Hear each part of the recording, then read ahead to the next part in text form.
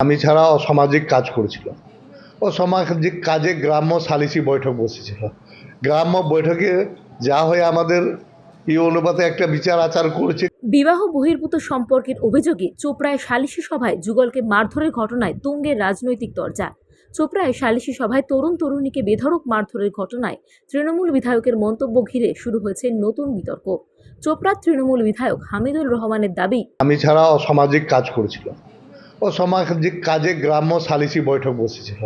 গ্রাম্য বৈঠকে যা হয়ে আমাদের এই অনুপাতে একটা বিচার আচার করেছে। কিছুটা রং হয়েছে, আমরাও অস্বীকার করছি না যে রং হয়নি, ভুল হয়েছে, কিছুটা গ্রামবাসী মিলে করেছে। তো ওটাকে নিয়ে আমরা দেখতেছি কি হয়। কিন্তু মেয়েটা তো কোনো কমপ্লেন করতে যায়নি, মেয়েটার স্বামী কোনো কমপ্লেন করতে যায়নি, কোনো জবরদস্তি কিছু হয়নি। সমাজকে খারাপ করছিল, তার জন্য গ্রাম্য সালিশ বসে একটা করেছে। এরই মধ্যে মমতা বন্দ্যোপাধ্যায়ও এ রাজ্যে তৃণমূল সরকারকে কার্যত ধুয়ে দিলেন বঙ্গ বিজেপির রাজ্য সভাপতি তথা কেন্দ্রীয় মন্ত্রী সুকান্ত মজুমদার। তার দাবি, মধ্যযুগীয় ব্যবস্থা এবং কালকে ওখানকার বিধায়ক যে স্টেটমেন্ট দিয়েছে, সেই স্টেটমেন্ট এই মানসিকতাকে পুষ্টি করছে যে তৃণমূল কংগ্রেসের কিছু সেকশন আছে যারা মনে করে ভারতবর্ষের মধ্যে একটা আলাদা দেশ আছে এবং সেখানে তাদের সেই নিয়ম নীতি চলবে। এটা চলতে পারে না। ভারতবর্ষের সংবিধান আছে, সেই সংবিধান অনুসারে দেশ।